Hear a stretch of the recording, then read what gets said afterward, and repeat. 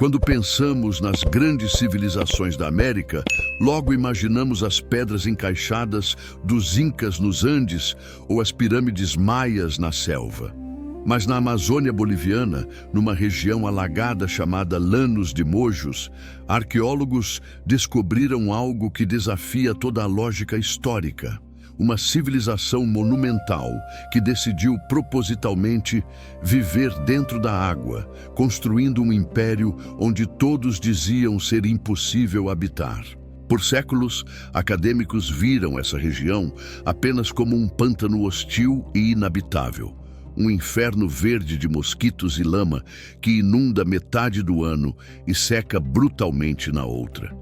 A teoria clássica dizia que nenhuma sociedade complexa poderia prosperar ali, pois o solo era pobre e as enchentes anuais destruiriam qualquer tentativa de agricultura fixa ou construção permanente de cidades. Mas a tecnologia mudou o jogo.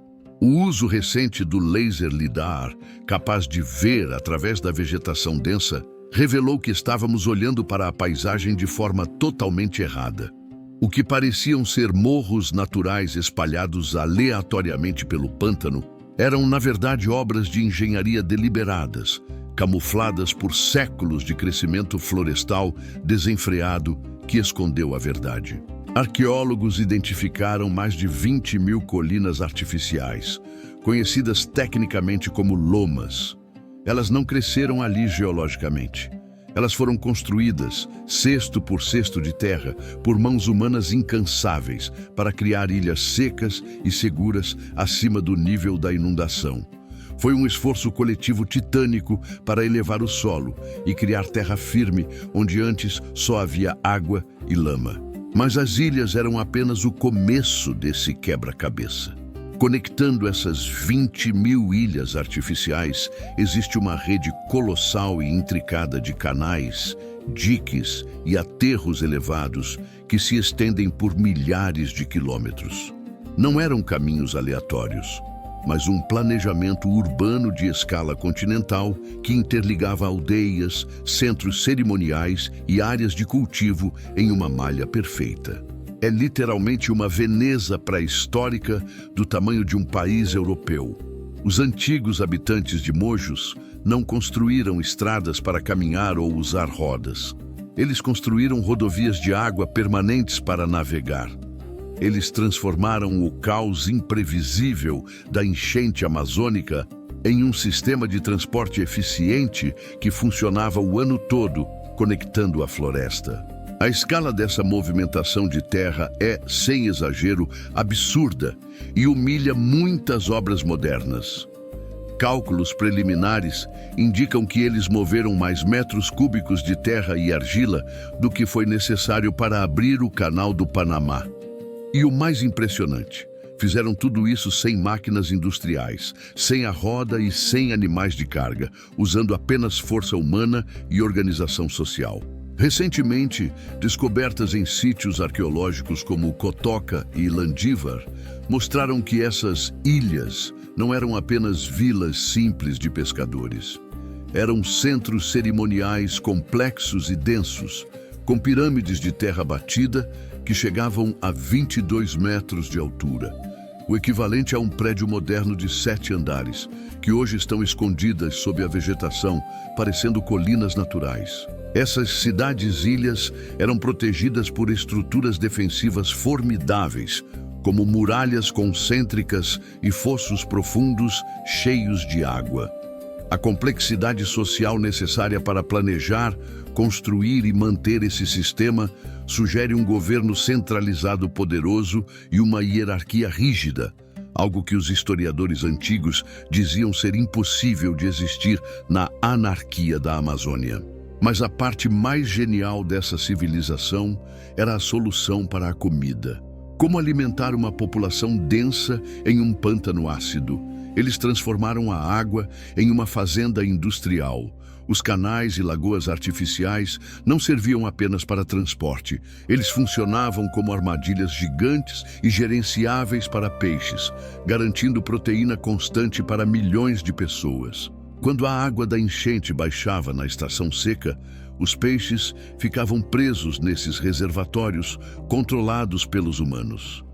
Era uma aquicultura sofisticada de 2000 anos atrás. Eles não dependiam da sorte na caça diária. Eles tinham geladeiras vivas, estocadas com toneladas de peixes, nadando ao redor de suas casas, prontos para serem colhidos a qualquer momento. Além disso, eles criaram canteiros elevados para a agricultura, chamados de camelones. Essas plataformas de terra mantinham as raízes da mandioca, do milho e da abóbora acima da linha d'água, protegendo-as da podridão, enquanto os canais ao redor irrigavam e fertilizavam o solo com sedimentos. Eles hackearam o ciclo hidrológico da Amazônia para produzir comida em escala industrial. O que é mais assustador e fascinante é imaginar o visual dessa paisagem no seu auge. Tente visualizar o horizonte. Milhares de ilhas fumegantes com fogueiras, conectadas por canoas deslizando em canais retos como flechas, com pirâmides de terra colorida se erguendo imponentes sobre o espelho d'água, refletindo o sol tropical em uma metrópole aquática vibrante. Essa civilização, conhecida hoje como cultura casarábe ou hidráulica de Mojos, floresceu incrivelmente entre os anos 500 e 1402 d.C. Eles domesticaram uma das paisagens mais hostis e difíceis da Terra, provando que a Amazônia não era um vazio demográfico, mas o lar de uma sociedade que dominava a engenharia ambiental com maestria. Mas misteriosamente, por volta do ano 1400, antes mesmo da chegada dos colonizadores espanhóis, esse sistema complexo entrou em colapso. A teoria mais aceita é que uma mudança climática severa ou uma seca prolongada tenha secado os canais, transformando a maior vantagem estratégica deles, a água, em sua ruína, desestruturando a produção de alimentos. Quando os europeus finalmente chegaram, viram apenas floresta fechada e pântano perigoso. As pirâmides de terra estavam cobertas de mato, parecendo morros comuns. Os canais estavam assoreados e pareciam riachos naturais. A Veneza tinha desaparecido sob o verde, e sua história foi esquecida e apagada por séculos de ignorância. Hoje, sobrevoar os lanos de Mojos de avião ou drone é ver as cicatrizes geométricas de um império esquecido.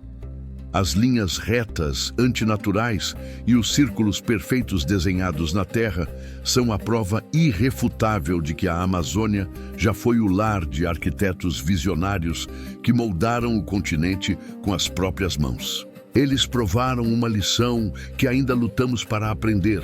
O ser humano não precisa destruir a natureza ou lutar contra ela para dominá-la. Eles fluíram com a enchente, usaram a lama a seu favor e criaram uma simbiose produtiva. Eles não drenaram o pântano para viver. Eles aprenderam a viver e prosperar dentro dele. Essa descoberta humilha a engenharia moderna de muitas formas. Nós lutamos contra as enchentes anuais com concreto e muitas vezes falhamos catastroficamente. Eles abraçaram a enchente com lama, engenharia e inteligência biológica e construíram um império sustentável que durou quase 1 milênio sem destruir o ecossistema.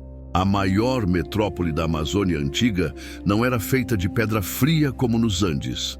Era feita de terra viva, água corrente e genialidade humana. Uma civilização anfíbia que nos mostra que ainda temos muito o que descobrir sobre o verdadeiro passado do nosso continente.